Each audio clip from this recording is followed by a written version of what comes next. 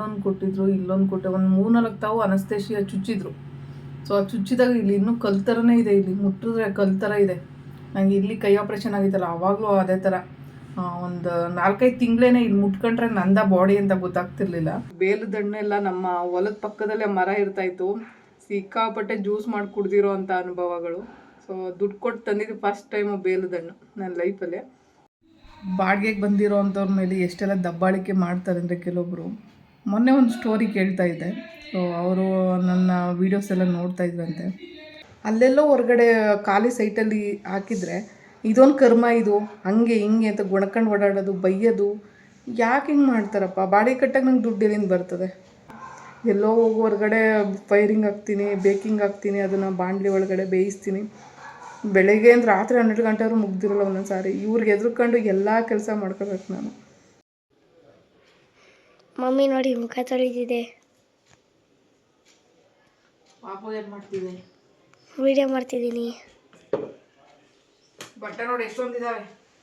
ಅಯ್ಯಪ್ಪ, ಬಟ್ಟೆ ಹೋಗಿವೆ ಇಷ್ಟೊಂದು ಮಮ್ಮಿ. ಇವಾಗ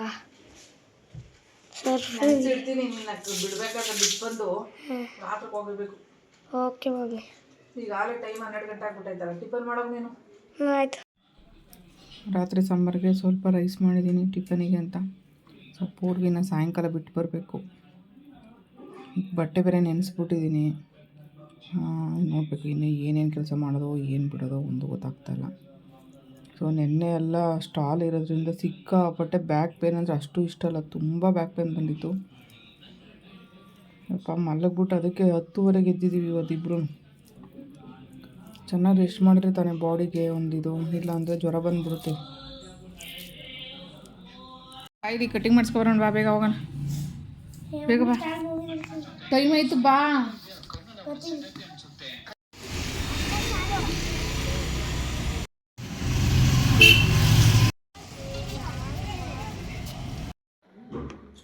ಬಿರಿಯಾನಿ ಮ್ಯಾರಿನೇಷನ್ಗೆ ಎಲ್ಲ ಕಟ್ ಮಾಡಿ ಇಟ್ಕೊಂಡಿದ್ದೀನಿ.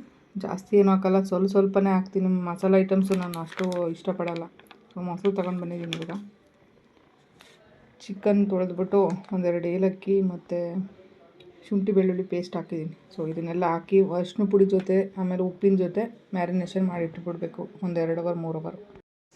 ನಿನ್ನೆ ಅಷ್ಟೇ ಬರಬೇಕಾದ್ರೆ ಬೇಲ್ದಂಡು ತಗೊಂಡು ಬಂದಿದ್ದೆ. ನಿನ್ನೆ ಎಲ್ಲ ಮೊನ್ನೆ ಪೂರ್ವಿನ ಕರ್ಕೊಬರ್ಬೇಕಾದ್ರೆ.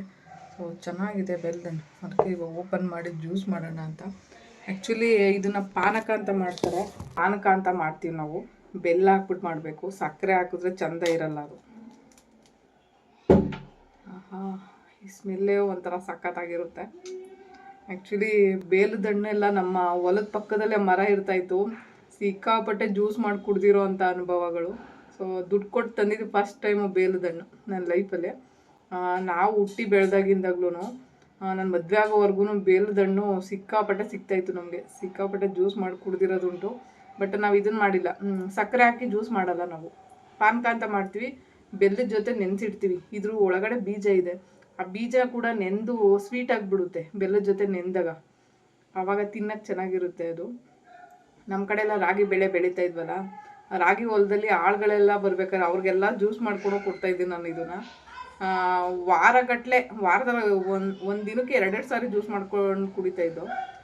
ಅಷ್ಟು ಚೆನ್ನಾಗಿರುತ್ತೆ. ಬಾಡಿಗೆ ಇದು ತಂಪು ಅಂತ ಹೇಳ್ತಾರೆ, ಅದರಿಂದ ಬೇಲ್ದಂಡು ಜ್ಯೂಸ್ ಕುಡಿಬೇಕು ಅಂತ. ಬಟ್ ಯಾಕೋ ಮೊನ್ನೆ ಇಷ್ಟ ಆಯಿತು ನೋಡಿಬಿಟ್ಟು. ಇಷ್ಟು ವರ್ಷ ಆಗ್ಬಿಡ್ತಾಗಲೇ ಬೇಲ್ದಂಡು ತಿಂದಿಲ್ವಲ್ಲ ಅಂತ ಅನಿಸಿ ತಗೊಂಡಿದ್ದೀನಿ.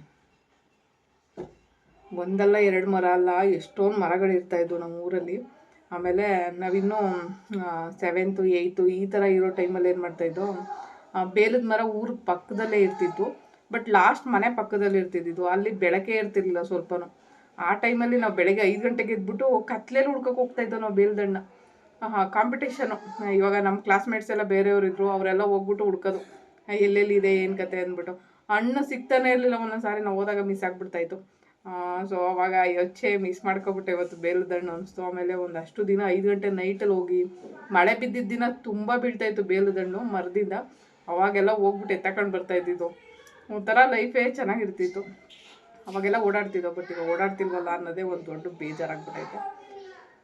ಬಟ್ ನೋಡಿ ಲೈಫ್ ಯಾವಾಗ ಹೆಂಗೆ ಚೇಂಜ್ ಆಗುತ್ತೋ ಹೇಳೋಕ್ಕೆ ಬರೋಲ್ಲ. ಸೊ ಚೇಂಜ್ ಆಗೋಕ್ಕೆ ಮುಂಚೆ ಏನಾದರೂ ಚೇಂಜಸ್ನ ನಿಮ್ಮ ಲೈಫಲ್ಲಿ ಮಾಡ್ಕೊಳ್ಳಿ ಅಷ್ಟೇ. ಯಾವಾಗ ಚೇಂಜ್ ಆಗುತ್ತೆ ಅಂತ ಹೇಳಕ್ಕೆ ಬರೋದೇ ಇಲ್ಲ. ಹಿಂಗೆ ನೋಡಿ ಲೈಫು ನಡಿಬೇಕಾದ್ರೆ ಹೆಂಗಿರ್ತಿದ್ದು ಇವಾಗ ಹೆಂಗಿದೆ. ಸೊ ಇವಾಗೂ ಒಂಥರ ಇದೆ, ಬಟ್ ನಾನು ವೀಲ್ಚೇರಲ್ಲಿ ಓಡಾಡಬೇಕಷ್ಟೇ. ನನ್ನ ಕಾಲ ಮೇಲೆ ನಾನು ಓಡಾಡೋಕ್ಕಾಗಲ್ಲ, ಅದೊಂದೇ. ಮ್ಯಾರಿನೇಷನ್ ಮಾಡಿರೋ ಚಿಕನ್ನ ಇವಾಗ ಇದರೊಳಗಡೆ ಹಾಕ್ತೀನಿ ನಾನು.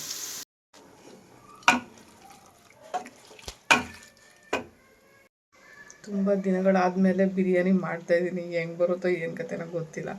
ಫಸ್ಟೆಲ್ಲ ಮಾಡ್ತಾಯಿದ್ದೆ, ಸಖತ್ತಾಗಿರೋದು. ಆ ಟೇಸ್ಟ್ ನೋಡಿಬಿಟ್ಟು ತಿನ್ನೋರು ಹೇಳ್ತಾಯಿದ್ರು ಆ ಥರ. ಬಟ್ ಇವಾಗ ಏನು ಮಾಡೋದು, ನಾನು 1 ವರ್ಷ ಆಯಿತು ಈ ಮನೆಗೆ ಬಂದಾಗಿಂದ ನಿಜವಾಗ್ಲೂ ಬಿರಿಯಾನಿ ಮಾಡೇ ಇಲ್ಲ. ನನ್ನ ಮಗನಿಗೋಸ್ಕರ ಇವತ್ತು ಮಾಡ್ತಾಯಿರೋದು. ಅವ್ನಿಗೆ ತುಂಬಾ ಇಷ್ಟ ಬಿರಿಯಾನಿ ರೈಸ್ ಅಂದರೆ. ಅದಕ್ಕೆ ಅವನಿಗೋಸ್ಕರ ತಗೊಂಡು ಬಂದೆ. ಫಿಶ್ ತವಾ ಫ್ರೈ ಮಾಡೋ ಅಂತ ಹೇಳಿದ್ದ. ನೋಡಿದ್ರೆ ಫಿಶ್ಶು ಕೆರೆ ಫಿಶ್ ಸಿಕ್ಕಿದೆ, ಅದು ಅಷ್ಟು ಚೆನ್ನಾಗಿರೋಲ್ಲ. ಸಮುದ್ರ ಫಿಶ್ ಆದರೆ ಒಳ್ಳೇದು ಅಂದ್ಬಿಟ್ಟು ಅದನ್ನು ತರಲಿಲ್ಲ, ಸುಮ್ಮನೆ ನೋಡ್ಬಿಟ್ಟು ಬಂದೆ.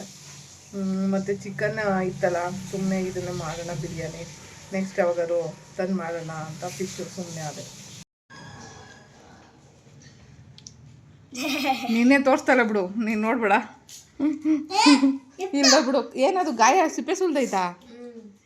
ಅಯ್ಯೋಯ್ಯೋ, ಒಬ್ಬೆ ಬಂದ್ಬಿಟ್ಟಿದ್ದ. ಬೆಲ್ಲನ ಕುಟ್ಟಿ ಹಾಕೋಷ್ಟು ಟೈಮ್ ಇರಲಿಲ್ಲ, ಅದಕ್ಕೆ ದಪ್ಪದು ಉಂಡೆನ ಹಂಗೆ ಹಾಕ್ಬಿಟ್ಟು ನೆನೆಸಿಟ್ಬಿಟ್ಟಿದ್ದೆ. ಸೊ ಆ ಬೆಲ್ಲದ ಟೇಸ್ಟಿಗೆ ಚೆನ್ನಾಗಿ ಈ ಬೀಜನ ಒಳಗಡೆ ನೆನೆಯಲಿ ಅಂತ ಹೇಳ್ಬಿಟ್ಟು ಹಂಗೆ ಹಾಕಿ ಇಟ್ಟಿದ್ದೀನಿ. ಇವಾಗ ಟೇಸ್ಟ್ ನೋಡೋಣ. ಒಂದು ಏಲಕ್ಕಿ ಹಾಕಬೇಕು, ಜೊತೆಗೆ ಸಖತ್ತಾಗಿರುತ್ತೆ.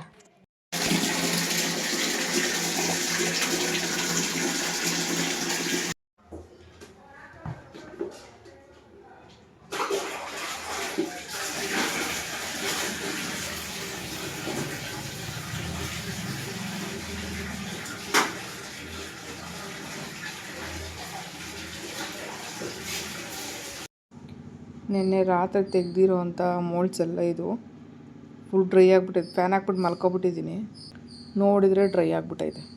ಅದಕ್ಕೆ ಇವಾಗೆಲ್ಲ ಫಿನಿಷಿಂಗ್ ಮಾಡ್ತಾಯಿದ್ದೀನಿ. ಸೈಡ್ ಎಡ್ಜಸ್ ಎಲ್ಲ ತೆಗೆದುಬಿಟ್ಟು ನೀಟ್ ಫಿನಿಷಿಂಗ್ ಕೊಟ್ಟು ಇವಾಗ ಬೀಡು ಮತ್ತು ಇಲ್ಲಿ ಪಿನ್ಸ್ ಹಾಕಬೇಕು.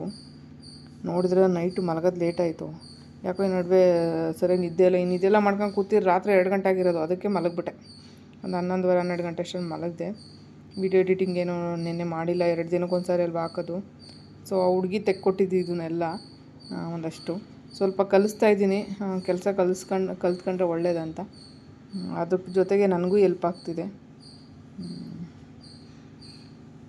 ಇದು ಕೃಷ್ಣ ಮತ್ತು ರಾಧೆದು ಎಷ್ಟು ಚೆನ್ನಾಗಿದೆ ನೋಡಿ mould. Hi, hello, good morning.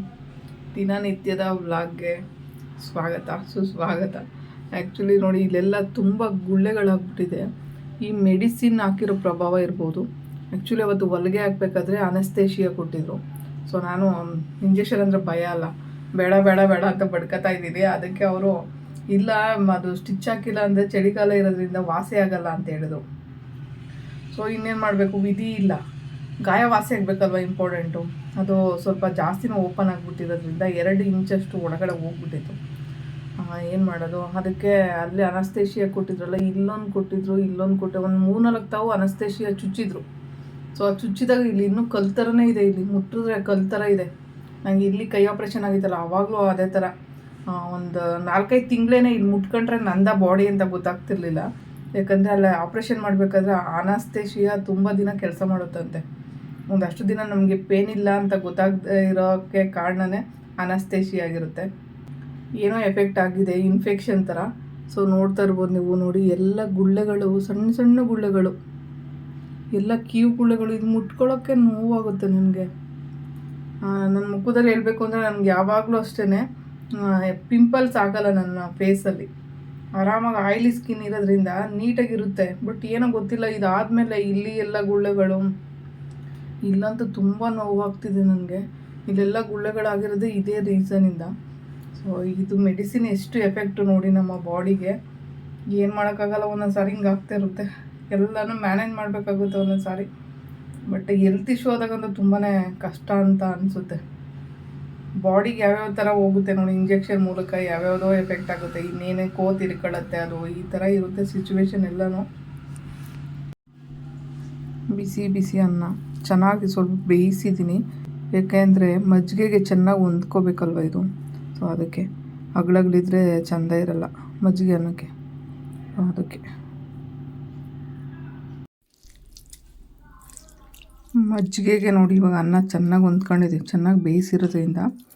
So ಮಜ್ಜಿಗೆ ಅನ್ನ ತಿನ್ನೋದ್ರಿಂದ ತಂಪಾಗುತ್ತಂತೆ ಬಾಡಿಗೆ. ಸೊ ಅದರಿಂದ ಇದೊಂದು ತಿನ್ನೋದು. ನನಗೆ ಮೊಸರನ್ನ ಅಂದರೆ ತುಂಬ ಇಷ್ಟ, ಚೆನ್ನಾಗಿರುತ್ತೆ ಅದು. ಮಜ್ಜಿಗೆನ ಅಷ್ಟೇನು ಇಷ್ಟ ಆಗಲ್ಲ, ಬಟ್ ಮೊಸರು ಒಂಥರ ಚೆನ್ನಾಗಿರುತ್ತೆ. ಬಟ್ ಅದು ಏನು ಗಂಟ್ಲಲ್ಲಿ ಸಿಕ್ಕಾಕೊಬಿಡುತ್ತೆ ಒಂದೊಂದು ಸಾರಿ ಗಟ್ಟಿ ಇರೋದ್ರಿಂದ. ನಿನ್ನೆ ರಾತ್ರಿ ಪಾತ್ರೆ ತೊಳೆಯೋಣ ಅಂತಿದ್ದೆ, ತೊಳೆಯೋಕ್ಕಾಗಲಿಲ್ಲ, ಜಾಸ್ತಿ ಪಾತ್ರೆ ಉಳ್ಕೊಬಿಟ್ಟಿದ್ದಾವೆ. ಆ್ಯಕ್ಚುಲಿ ನಿನ್ನೆ ಮಧ್ಯಾಹ್ನ ಬಿರಿಯಾನಿ ಮಾಡಿದ್ನಲ್ಲ, ದೊಡ್ಡ ಕುಕ್ಕರ್ ಬೇರೆ ಇಸ್ಕೊಂಡಿದ್ದೆ.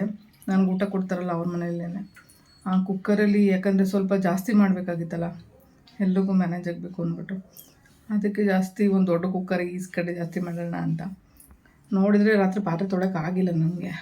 ಯಾಕಂದರೆ ನೀರೇ ಬರ್ತಾ ಇರಲಿಲ್ಲ. ಆ್ಯಕ್ಚುಲಿ ನೀರು ಬಿಡೋದೇ ಕಮ್ಮಿ ನೀರು ಬಿಡ್ತಾರಪ್ಪ. ಏನಪ್ಪ ಬಾಡಿಗೆ ಕೊಟ್ಟಿದ್ದೀವಿ ಅಂತ ಎಷ್ಟೆಲ್ಲ ನಮಗೆ ಒಂದು ಟಾರ್ಚರ್ ಕೊಡ್ತಾರೆ ಅಂದರೆ, ಈ ಬಾಡಿಗೆ ಕೊಡೋ ಅಂಥವ್ರು ಈ ಓನರ್ಗಳಿರ್ತಾರಲ್ಲ ಅವರೆಲ್ಲ. ನಿಜವಾಗ್ಲೂ ನೆನ್ನೆ ಇದೇ ವಿಷಯಕ್ಕೆ ಒಂದು ಜಗಳ ಆಗುತ್ತೆ ನನಗೆ. ಯಾಕೆ ಅಂತ ಹೇಳಿದ್ರೆ ಸುಮ್ಮನೆ ಜಗಳ ಆಗೋದಲ್ಲ ಇದು. ಆ್ಯಕ್ಚುಲಿ ಇದು ನಮ್ಮನೆ ಕನೆಕ್ಷನಿಂದ ಆಚೆಗಡೆ ಒಂದು ಸ್ವಿಚ್ ಇದೆ, ಅಲ್ಲಿಂದ ತೆಗೆದ್ಬಿಟ್ಟು ಒಂದು ಗ್ರೌಂಡ್ ಫ್ಲೋರ್ ಅಲ್ವಾ ಇದು, 3 ಮನೆ ಇದ್ದಾವೆ. ಸೊ ಓನರ್ ಮನೆ ಒಂದು, ನಮ್ಮ ಮನೆ ಒಂದು, ಇನ್ನೊಂದು ಮನೆ ಒಂದಿದೆ. ಸೊ ಸೆಂಟ್ರಿಗೊಂದು ಬಲ್ಪ್ ಹಾಕೊಂಡಿದ್ದಾರೆ. ಆ್ಯಕ್ಚುಲಿ ಅದು ಕರೆಂಟ್ ಬಿಲ್ಲು ನಾನು ಕಟ್ಟಬೇಕು. ಅದಕ್ಕೆ ನಾನು 2-3 ತಿಂಗಳು ಮೇಲೇ ಕಟ್ಟಿದ್ದೀನಿ. ಮೊದಲೆಲ್ಲ ನನಗೆ 500-600 ಈ ಥರ ಬರ್ತಾಯಿತ್ತು ಬಿಲ್ಲು. ನನಗೆ ಫ್ರೀ ಯಾರೋ ಒಬ್ಬರು ಪಾಪಾಚಿ ಪುಣ್ಯಾತ್ಮರು ಮಾಡಿಕೊಟ್ರು. ಆಮೇಲೆ ನನಗೆ ಇವಾಗ 50-100 ರೂಪಾಯಿ ಬಿಲ್ ಬರುತ್ತೆ. ಅದು ಏನು ದುಡ್ಡಲ್ವಾ? ನನಗೆ 5 ರೂಪಾಯಿ 10 ರೂಪಾಯಿ ದುಡಿಯೋದೇ ಒಂದು ಕಷ್ಟ ನನ್ನ ಪರಿಸ್ಥಿತಿಗೆ. ಆದರೆ ಇಲ್ಲಿಂದ ಕರೆಂಟ್ ಕನೆಕ್ಷನ್ ತಗೊಂಡು ಅವರು 11 ಗಂಟೆ 12 ಗಂಟೆ ಗಂಟ ಲೈಟ್ ಉರಿಸ್ತಾರೆ. ನನಗೆ ಕನೆಕ್ಷನ್ ಎಲ್ಲಿಂದ ತಗೊಳೋರಿಂದನೇ ಇಷ್ಟು ದಿನ ಗೊತ್ತಾಗಿಲ್ಲ. ಸೊ ಇಷ್ಟು ದಿನ ಎಲ್ಲಿಂದ ಲೈಟ್ ಉರಿಯುತ್ತೆ ಏನು ಕತೆ ಅಂತ ಗೊತ್ತಿಲ್ಲದೆ ನೆನ್ನೆ ಇಲ್ಲಿಂದ ಸ್ವಿಚ್ಚು ಆನ್ ಆಯಿತು. ಆಮೇಲೆ ಗೊತ್ತಾಯ್ತು ನನಗೆ, ಓಹ್ ಇಲ್ಲಿಂದ ಎಳ್ಕೊಂಡಿದ್ದಾರೆ ಇವರು ಅಂತ. ನೆನ್ನೆ ಗೊತ್ತಾಯಿತು ನನಗೆ ಸ್ವಿಚ್ ಇಲ್ಲಿಂದ ಎಳ್ಕೊಂಡಿದ್ದಾರೆ ಅಂದರೆ. ಏನಪ್ಪ ಮಾಡೋದು, ಇಲ್ಲಿಂದ ಎಳ್ಕೊಂಡವ್ರೆ ಅಂದರೆ ನನಗೆ ಕರೆಂಟ್ ಬಿಲ್ ಬರುತ್ತೆ, ಯಾಕೆ ಇಷ್ಟೊಂದು ಬರ್ತೈತೆ ಅಂತ ನನಗೂ ಅರ್ಥ ಆಗಿರಲಿಲ್ಲ ಇಷ್ಟು ದಿನ. ಆಮೇಲೆ ನೆನ್ನೆ ಕೇಳಾದ್ಮೇಲೆ ನಾವು ಮೇಲಿಂದ ಎಳ್ಕೊಂಡಿದ್ದೀವಿ ಅಂದರೆ ಸ್ವಿಚ್ ಇಲ್ಲಿದ್ದರೆ ಮೇಲಿಂದ ಹೆಂಗೆ ಹೇಳ್ಕೊಳಕ್ಕಾಗುತ್ತೆ ಅಂತ ಕೇಳಿದೆ. ಅದನ್ನು ಸುಳ್ಳು ಬೇರೆ ಹೇಳ್ತಿದ್ದಾರೆ. ಆಮೇಲೆ ನಾನು ಹೇಳಿದೆ, ನಮ್ಮ ಮನೆ ಕರೆಂಟ್ ನೀವು ಅಲ್ಲಿಗೆ ಎಳ್ಕೊಂಡು ಉಡ್ಸೋದ್ರಿಂದ ಏನು ಯೂಸ್ ಇದೆ, ನಿಮ್ಮ ಮನೆ ಬಾಗಿಲಲ್ಲಿ ನೀವು ಹಾಕ್ಕೋಬೇಕು ಅಂತ ಹೇಳಿದ್ರೆ, ನಮ್ಮದು ಮನೆ ಹಂಗೆ ನಿಮ್ದಾಗಿರ್ಬೋದು ಮನೆ, ಆದರೆ ನಾನು ಬಾಡಿಗೆ ಕಟ್ತಾ ಇದ್ದೀನಲ್ವಾ. ಸೊ ಬಾಡಿಗೆ ಕಟ್ಟಬೇಕಾದ್ರೆ ಇವಾಗ ನಾನು ಇರೋಷ್ಟು ದಿನ, ಇವಾಗ ನಾನಿರೋ ಮನೆ ಅಂದಮೇಲೆ ನನ್ನದೇ ಮನೆ ಆಗಿರುತ್ತೆ. ಅದು ನಾನು ಸ್ವಂತದ್ದು ಅಲ್ಲದೆ ಇರ್ಬೋದು, ಬಟ್ ಬಾಡಿಗೆ ಕಟ್ತಾ ಇದ್ದೀನಲ್ವಾ. ಅದಕ್ಕೆ ಕೇಳಿದೆ ನಾನು, ನೋಡಿ ನಾನು ಕರೆಂಟ್ ಬಿಲ್ ಕಟ್ಟೋದು ಬಿಲ್ಲು ಜಾಸ್ತಿ ಬರುತ್ತಂತೆ, ಅವ್ರ ಮನೆ ಬಿಲ್ ಜಾಸ್ತಿ ಬರುತ್ತೆ ಅಂದ್ಬಿಟ್ಟು ನಮ್ಮ ಮನೆ ಕರೆಂಟ್ ಯಾಕೆ ಉರಿಸ್ಬೇಕು ಅವರು? ನಾನು ತಾನೇ ಬಿಲ್ ಕಟ್ಟೋದು. ಒಂದು ಇಷ್ಟಾದರೂ ಮನುಷ್ಯತ್ವ ಇಲ್ದಿರೋ ಮನುಷ್ಯರು ನೋಡಿ. ಸೊ ಇಲ್ಲಿಂದ ಯಾಕೆ ಎಳ್ಕೊಂಡು ಗುಡಿಸ್ತಾ ಇದ್ದೀರ ಅಂತ ಕೇಳಿದ್ದೆ. ಒಂದು ದೊಡ್ಡದು ರಂಪಾರಾಮಾಯಣ ಆಯಿತು, ಜಗಳನೂ ಆಯಿತು. ಮನೆ ಖಾಲಿ ಮಾಡಿ ಅಂದರು. ನಾನು ಹೇಳಿರೋದು ಜನವರಿ ಗಂಟೆ ನಾನು ಟೈಮ್ ತೊಗೊಂಡಿದ್ದೀನಿ, ಅಷ್ಟೇ ನಾನು ಖಾಲಿ ಮಾಡ್ತೀನಿ, ನೀವೇನು ಹೇಳಬೇಕು ನನಗೆ ಅಂತ ಹೇಳಿದೆ. ನಾಳೆನೇ ಖಾಲಿ ಮಾಡಿಬಿಡು. ಅದು ಯಾಕೆ ಈ ಥರ ನಮ್ಮ ಮೇಲೆ ಒಂದು ಇದನ್ನು ಒರೆಸ್ತಾರೆ ಅಂತ ಜನಗಳು ಗೊತ್ತಿಲ್ಲ. ಸೊ ನೋಡಿ ಪರಿಸ್ಥಿತಿ ಹೆಂಗಿರುತ್ತೆ. ಬಾಡಿಗೆಗೆ ಬಂದಿರೋ ಅಂಥವ್ರ ಮೇಲೆ ಎಷ್ಟೆಲ್ಲ ದಬ್ಬಾಳಿಕೆ ಮಾಡ್ತಾರೆ ಅಂದರೆ ಕೆಲವೊಬ್ಬರು. ಮೊನ್ನೆ ಒಂದು ಸ್ಟೋರಿ ಕೇಳ್ತಾ ಇದ್ದೆ. ಸೊ ಅವರು ನನ್ನ ವೀಡಿಯೋಸ್ ಎಲ್ಲ ನೋಡ್ತಾ ಇದ್ರಂತೆ. ಅವ್ರು ಹೇಳಿದರು ನನಗೆ, ನಮ್ಮ ಮನೇಲಿ ಎಲ್ಲನೂ ನೆಮ್ಮದಿ ಇದೆ, ಆದರೆ ನಮ್ಮ ಓನರಿಂದ ನೆಮ್ಮದಿ ಇಲ್ಲ ಅಂತ ಹೇಳಿದರು. ಯಾಕಿಲ್ಲ ಅಂತ ಕೇಳಿದರೆ, ಪ್ರತಿಯೊಂದಕ್ಕೂ ರೇಗಾಡ್ತಾರಂತೆ. ಸೊ ಮನೇಲಿ ಎಲ್ಲ ನೆಮ್ಮದಿಯಾಗಿದ್ದೀವಿ, ನಮ್ಮ ಫ್ಯಾಮಿಲಿ ನೆಮ್ಮದಿಯಾಗಿದೆ, ಆದರೆ ಇವ್ರು ಮಾತ್ರ ನಮ್ಮನ್ನು ಅಲ್ಲಿ ಬದುಕಕ್ಕೆ ಬಿಡ್ತಾಯಿಲ್ಲ ಅಂತ. ನಾನು ಹೇಳಿದೆ, ಮನೆ ಖಾಲಿ ಮಾಡ್ಕೊಂಡು ಹೋಗಿ, ಓನರ್ ಒಬ್ಬರಲ್ಲ ಅಂತ ಇನ್ನೊಬ್ರು ಸಿಗ್ತಾರೆ, ಒಳ್ಳೆಯವ್ರು ಸಿಗ್ಬೋದು ಅಲ್ವಾ. ಸೊ ಎಲ್ಲರೂ ಓನರ್ಗಳು ಹಿಂಗಿರಲ್ಲ, ಕೆಲವೊಬ್ರು ತುಂಬ ಕಿರಿಕಿರ್ತಾರೆ.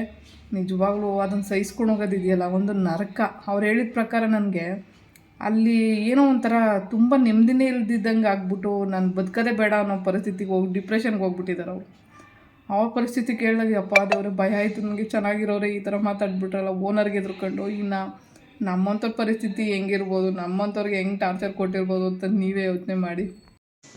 ಮನೇನು 4,300 ರೂಪಾಯಿ ಬಾಡಿಗೆ ತಗೋತಾ ಇದ್ದಾರೆ. ಆ್ಯಕ್ಚುಲಿ 200 ರೂಪಾಯಿ ಅವರು ಸ್ವಲ್ಪ ಬಿಟ್ಟಿರೋದು, ಆ 200 ರೂಪಾಯಿ ಕಮ್ಮಿ ತಗೋತಾ ಇದ್ದೀನಿ ಹಂಗೆ ಹೆಂಗೆ ಅಂತ ಜೋರಾಗಿ ಜಗಳ ಮಾಡಿದರು ನೆನ್ನೆ. ಸೊ ಜಗಳ ಮಾಡೋದ್ರಲ್ಲಿ ಏನಿದೆ, ಮಾಡ್ತಾರೆ ಜಗಳನ. ಆದರೆ ನೋಡಿ, ನನ್ನ ಕೆಲಸ ಮಾಡ್ಕೊಳ್ಳೋಕ್ಕೆ ನಾನು ಹೊರಗಡೆ ಹೋಗಿದ್ದು ದುಡಿಯೋಕ್ಕಾಗಲ್ಲ. ಎಲ್ಲೋ ಖಾಲಿ ಇರೋ ಸೈಟಲ್ಲಿ ಹೋಗ್ಬಿಟ್ಟು ನಾನು ಆ ಫುಟ್ಪಾತ್ ಮೇಲೆ ಆ ಬಾಂಡಿನ ಇಟ್ಟು ಫೈಯರ್ ಮಾಡಿ ಎಲ್ಲ ಮಾಡಿ ಎಷ್ಟು ಕಷ್ಟ ಬೀಳ್ತೀನಿ ಅಂದರೆ, ಕೆಳಗಡೆ ನೆಲ ಟಚ್ ಎಟ್ಸಲ್ಲ ನನಗೆ. ಹೇಳ್ಬೇಕು ಅಂದರೆ ಕೆಳಗಡೆ ಒಂದು ಸೂಜಿ ಬಿದ್ದರೂ ಎತ್ಕೊಳ್ಳೋಕ್ಕಾಗಲ್ಲ ಅಂತ ಆಲ್ರೆಡಿ ನೀವು ವೀಡಿಯೋದಲ್ಲೆಲ್ಲ ನೋಡ್ತಾ ಇದ್ದೀರಾ. ಅಂಥ ಟೈಮಲ್ಲಿ ಬಗ್ಗಿ ಅದನ್ನೆಲ್ಲ ಎತ್ತಿ ಮಾಡಿ ಆ ಫೈರ್ ಆಗ್ತಾದ್ಮೇಲೆ ಸಾಯಂಕಾಲ ಗಂಟ ಅಲ್ಲೇ ಇದ್ಕೊಂಡು 20 ಸರಿ ಹೋಗಬೇಕು ನೋಡಬೇಕು ಮಕ್ಕಳೇನಾದ್ರು ಮಾಡಿಬಿಡ್ತಾರೆ ಅಂತ. ಸೊ ಫೈಯರ್ನ ತಿರುಗಿಸ್ತಾ ಇರಬೇಕು. ಮತ್ತು ಕೆಳಗಡೆಯಿಂದ ಮೇಲ್ಗಡೆಗೆ, ಮೇಲ್ಗಡೆಯಿಂದ ಕೆಳಗಡೆಗೆ ಈ ಥರ ಎಲ್ಲ ಮಾಡಿ ಮಾಡಿ ಫೈಯರ್ ನೀಟಾಗಿ ಮಾಡಬೇಕು. ನನ್ನ ಒಂದು ಜ್ಯುವೆಲರಿ ಕ್ವಾಲಿಟಿ ನೋಡಿದ್ರೆ ಚೆನ್ನಾಗಿದೆ. ಯಾಕೆ ಅಂದರೆ ನಾನು ಅಷ್ಟು ಚೆನ್ನಾಗಿ ಮಾಡ್ತೀನಿ. ತುಂಬ ಒಟ್ಟಾಕಿ ಬೇಯಿಸೋದು ಮಾಡೋದು ಎಲ್ಲ ಮಾಡ್ಕೊಂಡು ಎಲ್ಲೋ ಖಾಲಿ ಇರೋ ಸೈಟಲ್ಲಿ ನಾನು ಹಾಕೊಂಡು ನನ್ನ ಜೀವನ ನಾನು ಮಾಡ್ಕೊತಾ ಇದ್ದರೆ ಇವರು ಅದಕ್ಕೂ ಗುಣಗಾಡ್ತಾರೆ, ಬೈತಾರೆ. ಏನಕ್ಕೆ ನಾನು ಜೀವನ ಮಾಡೋದಕ್ಕೆ, ನಾನು ಬಾಡಿಗೆ ಕಟ್ಟೋದಕ್ಕೆ ಬೇಕಲ್ವ ದುಡ್ಡು, ಯಾರು ಕೊಟ್ಬಿಡ್ತಾರೆ ನನಗೆ? ಒಂದು ಸ್ವಲ್ಪ ಕ್ಲಾಸ್ ಮಾಡ್ತೀನಿ, ಅದ್ರ ಜೊತೆಗೆ ಇದನ್ನು ಜ್ಯುವೆಲರಿಲೂ ಮಾಡಬೇಕು. ನಾನು ಹೆಂಗೆ ಮಾಡೋದು? ಮನೆ ಕೆಲಸದ ಜೊತೆಗೆ ಇದನ್ನೆಲ್ಲ ನಿಭಾಯಿಸೋದು ಎಷ್ಟು ಕಷ್ಟ ಇದೆಯಲ್ವಾ? ಹಿಂಗಿದ್ರೂ ಅಲ್ಲೆಲ್ಲೋ ಹೊರಗಡೆ ಖಾಲಿ ಸೈಟಲ್ಲಿ ಹಾಕಿದರೆ ಇದೊಂದು ಕರ್ಮ, ಇದು ಹಂಗೆ ಹಿಂಗೆ ಅಂತ ಗುಣಕೊಂಡು ಓಡಾಡೋದು, ಬೈಯೋದು. ಯಾಕೆ ಹಿಂಗೆ ಮಾಡ್ತಾರಪ್ಪ? ಬಾಡಿಗೆ ಕಟ್ಟಕ್ಕೆ ನಂಗೆ ದುಡ್ಡು ಎಲ್ಲಿಂದ ಬರ್ತದೆ? ಸೊ ಈ ಮನುಷ್ಯರು ಎಷ್ಟು ಇದಿದ್ದಾರೆ ಅಂದರೆ, ನಾವು ಕೆಲಸನೂ ಮಾಡೋಂಗಿಲ್ಲ, ಬಾಡಿಗೆ ಎಲ್ಲಿಂದ ಬರುತ್ತೆ ನಾವು ಕಟ್ಟಬೇಕು ಅಂದರೆ? ಬಾಡಿಗೆ ಕೊಟ್ಬಿಟ್ಟಿದ್ದೀವಿ ಅಂದ್ಬಿಟ್ಟು ಬೇರೆ ಕಡೆನೂ ನಾವು ಕೆಲಸ ಮಾಡ್ಕೊಂಡ್ರು ಇದು ಮಾಡ್ತಾರೆ, ಧೂಳು ಬರುತ್ತೆ, ಅದು ಬರುತ್ತೆ, ಇದು ಬರುತ್ತೆ ಅಂತ. ನಾನು ಏನಾದರೂ ಮಾಡಿದರೆ ಎಲ್ಲ ಕ್ಲೀನ್ ಮಾಡ್ತೀನಿ. ಇವಾಗ ಮನೆ ಮುಂದೆನೂ ಅಷ್ಟೇ, ಏನಾದರೂ ನಮ್ಮನೆ ಕಡೆಯಿಂದ ಏನಾದರೂ ಗಲೀಜಾಗಿತ್ತು ಅಂದರೆ ನಾನು ನೀಟ್ ಮಾಡ್ತೀನಿ. ಅವ್ರು ಹೇಳೋ ಪ್ರಕಾರ ಏನು ಅಂದರೆ, ಆ ಗ್ರೌಂಡು ಒಂಚೂರು ಗ್ರೌಂಡ್ ಫ್ಲೋರ್ ಇರೋ ಅಂಥ ಜಾಗದಲ್ಲಿ ಎಲ್ಲೂ ಗಲೀಜಾಗಬಾರ್ದು, ಒಂದು ಟೈರ್ ಮಾರ್ಕ್ ಆಗಬಾರ್ದು. ಇನ್ನೂ 3 ಗಾಡಿ ಬಂದು ನಿಲ್ಲುತ್ತೆ. ನಂದು ವೀಲ್ ಚೇರ್ದು ಸಣ್ಣ ಟೈರ್ ಬಿಡಿ, ನಾನು ಈ ಕಡೆ ಗೇಟಿಂದ ಬರೋದು, ಈ ಕಡೆ ಗೇಟಿಂದ ಅವ್ರು ಬರೋದು. ನಮ್ಮನೆ ಬಾಗಿಲಲ್ಲಿ ದೊಡ್ಡ ದೊಡ್ಡ 2-3 ಬೈಕು ಬಂದು ನಿಲ್ಲುತ್ತೆ. ಸೊ ನಮ್ಮನೆ ಬಾಗಿಲಲ್ಲಿ ಆಗಿರೋದು ನಾನೇನು ಓಡಾಡಿ ಮಾಡಿರೋ ಗಲೀಜಲ್ಲ. ಅವ್ರವ್ರ ಕಾಲು ಓಡಾಡ್ತಾರೆ, ಮೇಲ್ಗಡೆ ಮನೆಯವರೆಲ್ಲ ಕಾಲಿಂದ ಓಡಾಡೋದ್ರಿಂದ ಅಲ್ಲೆಲ್ಲ ಧೂಳು ಡಸ್ಟಾರೆ ನಾನೇನು ಮಾಡೋಕ್ಕಾಗುತ್ತೆ? ಉಜ್ಜಿ ತೊಳೆಯೋಕ್ಕೆ ಇವ್ರು ಗಲೀಜೆಲ್ಲ ಕ್ಲೀನ್ ಮಾಡೋದಕ್ಕೆ ನಾವಿರಬೇಕು, ಹಂಗೆ ಹಿಂಗೆ ಅಂತ ಬೈತಾಯಿದ್ರು. ನಾನು ಏನು ಹಾಕಿದ್ರು ಏನಾದರೂ ನಮ್ಮ ಕಡೆಯಿಂದ ಏನಾದರೂ ಆಗಿತ್ತು ಅಂದರೆ ನಾನು ಕ್ಲೀನ್ ಮಾಡ್ಕೊತೀನಿ. ಇಲ್ಲಿ ನಾನು ಆ ಥರ ಮಾಡ್ಕೊತಾ ಇದ್ದೀನಿ. ಯಾಕಂದರೆ ನನಗೆ ಗೊತ್ತು ನನ್ನಿಂದ ಒಬ್ರಿಗೆ ತೊಂದರೆ ಆಗಬಾರ್ದು ಅಂತ ಬದುಕೊಳ್ಳಿ ನಾನು. ಸೊ ನನ್ನ ಗಲೀಜಾಗಿರ್ಬೋದು, ಏನೇ ಒಂದು ಟೈರ್ ಮಾರ್ಕು ಅಂಥದ್ದು ಇಂಥದ್ದು ಏನು ಬಿದ್ದರೂ ನಾನು ನೀಟ್ ಮಾಡ್ಕೊತೀನಿ. ಸೊ ಹಿಂಗೆಲ್ಲ ಮಾಡ್ಕೊಂಡ್ರು ನಿಮ್ಮದೆಲ್ಲ ಕ್ಲೀನ್ ಮಾಡಬೇಕು, ಹಂಗೆ ಹಿಂಗೆ. ಮತ್ತು ಗಲೀಜಾಗಲಿಲ್ಲ ಅಂದರೆ ಯಾಕೆ ಮನೆ ಬಾಡಿಗೆ ಕೊಡಬೇಕು ಇವರೆಲ್ಲ? ಒಂದಿಷ್ಟು ಗಲೀಜಾಗಬಾರ್ದು ಅಂದರೆ ಕ್ಲೀನ್ ಮಾಡ್ಕೊಂಡು ಆರಾಮಾಗಿ ಇಟ್ಕೊಂಡಿರ್ಬೇಕು. ಸುಮ್ಮನೆ ಬಂದವ್ರಿಗೆ ಯಾಕೆ ಬಾಡಿಗೆ ಕೊಟ್ಕೊಂಡು ಅವ್ರಿಗೂ ಬೈಸ್ಕೊಂಡು ಓಡಾಡ್ಕೊಂಡು ಹೀಗೆಲ್ಲ ಜೀವನ ಮಾಡಬೇಕಲ್ವಾ? ಅಪ್ಪ ಒಬ್ಬೊಬ್ಬರ ಮನಸ್ಥಿತಿ ಹೆಂಗಿದೆ ಅಂದರೆ, ಅವರಂತೂ ಕೈ ಕಾಲಿರೋರು, ಹೋಗ್ತಾರೆ ಒಳಗಡೆ ದುಡ್ಕೊಂಡು ಬರ್ತಾರೆ. ನಾನು ಎಲ್ಲಿಗೆ ಹೋಗಬೇಕು, ಏನು ಮಾಡಬೇಕು? ನಾನು ಕೆಲಸ ಕಲ್ತಿರೋದು ಇದೆ, ಮಾಡ್ತಾಯಿದ್ದೀನಿ, ಕಷ್ಟನೂ ಸುಖನೂ. ಎಲ್ಲೋ ಹೋಗಿ ಹೊರಗಡೆ ಫೈರಿಂಗ್ ಹಾಕ್ತೀನಿ, ಬೇಕಿಂಗ್ ಹಾಕ್ತೀನಿ, ಅದನ್ನು ಬಾಣಲಿ ಒಳಗಡೆ ಬೇಯಿಸ್ತೀನಿ. ಬೆಳಗ್ಗೆಯಿಂದ ರಾತ್ರಿ 12 ಗಂಟೆವರೆಗೂ ಮುಗ್ದಿರಲ್ಲ ಒಂದೊಂದು ಸಾರಿ. ಇವ್ರಿಗೆ ಎದುರ್ಕೊಂಡು ಎಲ್ಲ ಕೆಲಸ ಮಾಡ್ಕೋಬೇಕು ನಾನು. ಒಬ್ರಿಗೆ ತೊಂದರೆ ಆಗಬಾರ್ದು ಅಂತ ಎಷ್ಟೆಲ್ಲ ಒಂದು ನಾನು ನನ್ನ ಮೇಲೆ ನನ್ನ ಜವಾಬ್ದಾರಿಗಳನ್ನ ನೋಡ್ಕೊತೀನಿ. ಆದರೂ ಕೆಲವೊಮ್ಮೆ ನೋಡಿ ಹೆಂಗೆ ಮಾಡ್ತಾರೆ. ಖಾಲಿ ಸೈಟಲ್ಲಿ ಹೊಗೆ ಹಾಕ್ಬಿಟ್ಟು ಆ ಕಡೆ ಬಂದರೆ ನಾನು ಅದು ಪಡ್ಗೆ ಅದು ಫೈರ್ ಆಗಲಿ ಅಂತ ಹೇಳ್ಬಿಟ್ಟು, ಆ ಕಡೆ ಮನೆಯವ್ರು ಇನ್ನೊಬ್ಬರು ಬೇಕು ಅಂತಲೇ ನಮ್ಮ ಓನರ್ ನಮಗೆ ಜಗಳ ಮಾಡಲಿ ಅಂತ ತಂದು ಆ ಗೋಡೆ ಮಗ್ಳಿಗೆ ಇಟ್ಬಿಟ್ಟು ಮನೆ ಮುಂದೆ ಹೊಗೆ ಹಾಕಿದ್ದಾರೆ, ಹಂಗೆ ಹಿಂಗೆ ಅಂತೆಲ್ಲ ಮಾತಾಡ್ತಾರೆ. ಆ್ಯಕ್ಚುಲಿ ಅಲ್ಲಿ ವೇಸ್ಟ್ ಐಟಮ್ಸ್ನೆಲ್ಲ ಹಾಕ್ಬಿಟ್ಟು ಅಲ್ಲಿ ಫೈರ್ ಮಾಡೋಕ್ಕೆ ಅಂತ ಹಾಕಿರ್ತಾರೆ. ಅಂದರೆ ಇವಾಗ ವೇಸ್ಟ್ ಪ್ಲಾಸ್ಟಿಕ್ಕು ಅದು ಇದು ಏನೇನು ಎಸ್ತಿರ್ತಾರಲ್ಲ, ಅದನ್ನ ಹಾಕ್ಕೊಂಡಾಗ ಅವ್ರ ಮನೆ ಒಳಗಡೆ ಹೋಗಲ್ಲ ಹೊಗೆ. ಆದರೆ ನಾನು ಮಾಡಿರೋ ಕೆಲಸಕ್ಕೆ ಮಾತ್ರ ಹೊಗೆ ಹೋಗುತ್ತಂತೆ. ಆಮೇಲೆ ಮನೆ ಮುಂದೆ ಹೊಗೆ ಹಾಕಿದ್ದಾರೆ ಅಂದ್ಬಿಟ್ಟು ಸೈಡಿಗೆ ತಂದಿಡೋದು ಬೇಕು ಅಂತಲೇ ಜನ ಮಾಡ್ತಾರೆ. ಅವ್ರಿಗೂ ನಮಗೂ ಸಂಬಂಧನೇ ಇಲ್ಲ. ಆಮೇಲೆ ಅವ್ರ ಮನೆ ಮುಂದೆ ಹಾಕಿರೋದಲ್ಲ, ಆ್ಯಕ್ಚುಲಿ ಮಧ್ಯೆ ರೋಡ್ ಇದೆ, ಅವ್ರ ಮನೆ ಅಲ್ಲಿದೆ, ಮಧ್ಯೆ ರೋಡ್ ಇದೆ, ಈ ಕಡೆಗೆ ಫುಟ್ಪಾತು, ಆ ಫುಟ್ಪಾತ್ ಪಕ್ಕದಲ್ಲಿ ಖಾಲಿ ಸೈಟ್ ಇದೆ, ಅಲ್ಲಿಗೆ ಹೊಗೆ ಹೋಗುತ್ತೆ. ಅದೇನಿದ್ರು ಅಲ್ಲಿಗೂ ಅದಕ್ಕೂ ಸಂಬಂಧನೇ ಇಲ್ಲ. ಸುಮ್ಮನೆ ಏನೇನೋ ವಿಷಯಗಳನ್ನ ತಗೊಂಡು ಬರ್ತಾರೆ. ನಾನು ಒಬ್ಬರೂ ಮಾತಾಡ್ಸಲ್ಲ, ಇಲ್ಲಿ ಯಾರು ಸವಾಸನ ಬೇಡ ಅಂತ ನನ್ನ ಪಾಡಿಗೆ ನಾನಾಯಿತು, ನನ್ನ ಕೆಲಸ ಆಯಿತು, ನನ್ನ ಜೀವನ ಆಯಿತು, ಆನ್ಲೈನ್ ಕ್ಲಾಸ್ ಆಯಿತು, ನಾನು ಹೊರಗಡೆ ಹೋಗ್ತೀನಿ, ನಾನು ಕೆಲಸ ಮಾಡ್ಕೊತೀನಿ, ಅಷ್ಟೇ ಮುಗೀತು. ನನಗೆ ಬೇರೆಯವ್ರ ಜೊತೆ ಇಂಥವೆಲ್ಲ ನನಗೆ ತಲೆ ಕೆಡ್ಸ್ಕೊಳ್ಳೋದು ಪುರ್ಸೋತಿಲ್ಲ. ನಾನು ನಮ್ಮನೆ ಜನಗಳಿಗೆ ತಲೆ ಕೆಡ್ಸ್ಕೊಳ್ದಿರೋ ಪರಿಸ್ಥಿತಿ ಇರಬೇಕಾದ್ರೆ ಇವ್ರು ಯಾರೋ ಗೊತ್ತು ಗುರು ಇಲ್ದಿದ್ದ ಜನಗಳ ಬಗ್ಗೆ ಎಲ್ಲ ನಾನು ಯಾಕೆ ತಲೆ ಕೆಡಿಸ್ಕೋಬೇಕು? ಸುಮ್ಮನೆ ನನ್ನ ಬಗ್ಗೆ ಮಾತಾಡೋದು, ನಾನು ಹೊಗೆ ಹಾಕೋದನ್ನ ಸಹಿಸಲ್ಲ. ಎಲ್ಲೋ ಖಾಲಿ ಸೈಟಲ್ಲಿ ಹೊಗೆ ಹಾಕೊಳ್ಳಿ, ಪಾಪ ಜೀವನ ಮಾಡ್ಕೊಳ್ಳಿ ಅವರು ಅನ್ನೋದು ಒಂದು ಮನಸ್ಥಿತಿ ಯಾಕೆ ಜನಗಳಿಗೆ ಬರೋಲ್ಲ? ಇವರಾದರೆ ಬದುಕಬೇಕು, ನಾವಾದರೆ ಬದುಕೋಂಗಿಲ್ವಾ? 1-2 ರೂಪಾಯಿ ಮನೆ ಬಾಡಿಗೆನಾ? 4,000 ರೂಪಾಯಿಂದ ಏನು ಸುಮ್ಮನೆ ಬರುತ್ತಾ? ಮತ್ತು ನಾನು ದುಡಿಬೇಕು. ನಾನು ಕೆಲಸ ಕಲ್ತಿರೋದು ಇದೆ ಅಂದಮೇಲೆ ಇದರಲ್ಲೇ ನಾನು ಕೆಲಸಗಳನ್ನ ಮಾಡಬೇಕು. ಸೊ ಈ ಮನಸ್ಥಿತಿ ಹೆಂಗೆ ಇರುತ್ತೆ ಅಂತ ಹೇಳೋಕ್ಕೆ ಬರೋಲ್ಲ. ಅದರಲ್ಲೂ ನನ್ನ ಪರಿಸ್ಥಿತಿ ಹಿಂಗಿದೆಯಲ್ಲ, ಒಂಚೂರಾದರೂ ಕನಿಕರ ಬೇಡವಾ? ನಾನೊಬ್ರು ಮೋಸ ಮಾಡ್ತಿಲ್ಲ, ಏನೂ ಮಾಡ್ತಿಲ್ಲ, ಬದುಕ್ತಾ ಇದ್ದೀನಿ. ಯಾಕೆ ಈ ಥರ ಮಾಡ್ತೀರಾ? ಈ ಮಕ್ಕಳು ಮಾಡೋದು ಯಾವುದೇ ಪರ್ಫೆಕ್ಟಾಗಿ ಕೆಲಸ ಆಗಲ್ಲ. ಬಟ್ ಆದರೂ ಅವ್ರಿಗೆ ಇಂಟ್ರೆಸ್ಟು ಏನಾದರೂ ಮಾಡಬೇಕು ಮಣ್ಣಲ್ಲಿ ಅಂತ. ಅದಕ್ಕೆ ಅವ್ರಿಗೆ ಏನೋ ಆದಷ್ಟು ಆಗಲಿ ಅಂತ ಸುಮ್ಮನೆ ಕೊಟ್ಟು ಕಲಿಸ್ತಾ ಇರ್ತೀನಿ. ಚಿಕ್ಕ ಮಕ್ಕಳಲ್ವಾ ಪಾಪ ಏನೋ ಒಂದು ಇಂಟ್ರೆಸ್ಟು ಆಟ ಆಡಬೇಕು ಅನ್ನೋ ವಯಸ್ಸಲ್ಲಿ ಏನೋ ಮಾಡಬೇಕು ಅನ್ನೋದು. ಸೊ ಆಗಲಿ ಅಂದ್ಬಿಟ್ಟು ಒಂದೊಂದು ಚೂರು ಮಣ್ಣು ಕೊಟ್ಟು ಅವ್ರಿಗೆಲ್ಲ ಒಂದು ಟ್ರೈನಿಂಗ್ ಥರ ಮಾಡ್ತಾಯಿರ್ತೀನಿ. ಅದ್ರ ಜೊತೆ ಒಂಥರ ಟೈಮ್ ಪಾಸ್ ಆಗುತ್ತೆ ನನಗೆ. ಅದರಿಂದನೇ ನಾನು ಇದನ್ನೆಲ್ಲ ಮಾಡ್ಕೊಂಡು ಹೋಗ್ತಾ ಇರೋದು. ಬಟ್ ನಾನು ಒಬ್ಬಳೇ ಇರ್ತೀನಲ್ವ ಯಾವಾಗ್ಲೂ. ಈ ಮಕ್ಕಳು ಬರೋದ್ರಿಂದ ಒಂಥರ ಖುಷಿಯಾಗುತ್ತೆ, ಟೈಮ್ ಪಾಸ್ ಕೂಡ ಆಗುತ್ತೆ. ಪಾತ್ರೆ ಎಲ್ಲ ಒಂದಷ್ಟು ಹಂಗೆ ಇದ್ದಾವೆ, ತೊಳೆಯೋಕ್ಕೆ ಟೈಮ್ ಆಗಿರಲಿಲ್ಲ. ಇವಾಗ ಬಂದಿದ್ದೀನಿ, 6:30 ಟೈಮು. ಪಾತ್ರೆ ತೊಳಿಬೇಕು. ಮತ್ತು ಕೆಲಸ ಎಲ್ಲ ಅರ್ಧ ಆಗಿದೆ. ಹುಡುಗರ ಕೈಲಿ ಮಾಡಿಸ್ತಾಯಿದ್ದೆ. ಪಾಪ ಅವರು ರೆಸ್ಟ್ ಬೇಕಂತ ಹೋಗಿದ್ದಾರೆ. ಬಟ್ ಏನೋ ಸ್ವಲ್ಪ ಮಾಡ್ತಾರೆ, ಹೇಳ್ಕೊಡ್ಬೇಕು ನಾನು, ಇಲ್ಲ ಗೊತ್ತಾಗಲ್ಲ ಅವರಿಗೆ. ಸೊ ಒಂಚೂರು ಮಾಡೋಗಿದ್ದಾರೆ. 7 ಗಂಟೆ ಟೈಮು. ಆ್ಯಕ್ಚುಲಿ 6:30 ಅನ್ಕೊಂಬಿಟ್ಟಿದ್ದೀನಿ ನಾನೊಂದಷ್ಟು ಅಲ್ಲಿ ಮಾಡಿಟ್ಟಿದ್ದೀನಿ. ಎಲ್ಲ ಎತ್ತಬೇಕು. ಏನು ಮಾಡೋದು, ಕೆಲಸ ಮಾಡೋ ಟೈಮಲ್ಲಿ ಎಲ್ಲನೂ ಇರುತ್ತೆ. ಬಟ್ಟೆ ಬೇರೆ ಸರಿಯಾಗಿ ಆರಿರಲಿಲ್ಲ. ಒಂದಷ್ಟು ಅಲ್ಲಿ ತಂದು ನೇತಾಕಿದ್ದೀನಿ, ಇನ್ನೊಂದಷ್ಟು ಇನ್ನೂ ಆಚೆನೇ ಬಿಟ್ಟಿದ್ದೀನಿ. ಸಾಂಬಾರು ಕೊಟ್ಟಿದ್ದಾರೆ. ಸೊ ಹಸಿ ಕಾಳಾಗಿ ಮಾಡಿದ್ದಾರೆ, ತುಂಬ ಚೆನ್ನಾಗಿರುತ್ತೆ ಸಾಂಬಾರು. ಆ್ಯಕ್ಚುಲಿ ಮುದ್ದೆ ಮಾಡ್ಕೊಂಡೆ ಇವಾಗ ಅಷ್ಟೇ. ಸೊ ಇವಾಗ ಊಟ ಮಾಡೋಣ, ಹೊಟ್ಟೆ ತುಂಬ ಹಸಿತಾಯಿದೆ. ಒಂದಷ್ಟು ಕ್ಲೇ ವರ್ಕ್ ಮಾಡಿಟ್ಟಿದ್ದೀನಿ, ಅದನ್ನೆಲ್ಲ ಫಿನಿಶಿಂಗ್ ಮಾಡೇ ನಾನು ಮಲಗಬೇಕು, ಇಲ್ಲಾಂದ್ರೆ ಒಣಗೋಗ್ಬಿಡುತ್ತಲ್ಲ. ಬೆಂಗಳೂರಲ್ಲಿ ಬಾಡಿಗೆ ಮನೆ ಸಿಗೋದು ತುಂಬಾ ಕಷ್ಟ. ಅದರಲ್ಲೂ ಕೆಲವೊಬ್ರು ಓನರ್ ಈ ಥರ ಇರ್ತಾರೆ. ಈ ವಿಡಿಯೋ ನೋಡೋದ್ಮೇಲೆ ನಿಮ್ಗೆ ಏನು ಅನ್ನಿಸ್ತು ಅಂತ ನಿಮ್ಮ ಅನಿಸಿಕೆನ ಕಮೆಂಟ್ ಮೂಲಕ ತಿಳಿಸಿ. ಬಟ್ ಯಾರೆಲ್ಲ ಏನೆಲ್ಲ ಕಷ್ಟಪಡ್ತಿದ್ದಾರೆ, ಓನರ್ದಾಗಿರ್ಬೋದು ಅಥವಾ ಬಾಡಿಗೆ ಹೋಗಿರೋರ್ದಾಗಿರ್ಬೋದು, ಬಟ್ ನಿಜವಾಗ್ಲೂ ಜೀವನ ತುಂಬ ಕಷ್ಟ. ಬಟ್ ಕೆಲವೊಬ್ರು ಅರ್ಥ ಮಾಡ್ಕೊಂಡು ಬದುಕಿ ಅಂತ ಹೇಳ್ತೀನಿ. ಸ್ವಂತ ಮನೆ ಇದ್ಬಿಟ್ರೆ ಬೇರೆಯವ್ರಿಗೆ ಬಾಡಿಗೆ ಕೊಡ್ಬೇಕಾದ್ರೆ ತುಂಬ ಹೀಯಾಳಿಸ್ಬೇಡಿ, ಯಾಕಂದರೆ ಅವ್ರಿಗೂ ಕಷ್ಟ ಇರುತ್ತೆ. ಹಾಗೇ ಬಾಡಿಗೆ ಮನೆಗೆ ಹೋಗಿರೋರು ಮನೆಯನ್ನು ನೀಟಾಗಿ ಇಟ್ಕೊಂಡು ಸ್ವಲ್ಪ ಮ್ಯಾನೇಜ್ ಮಾಡಿ, ಯಾಕಂದರೆ ನನ್ನ ಸಿಚುವೇಶನ್ ಬೇರೆ ಥರ ಇದೆ.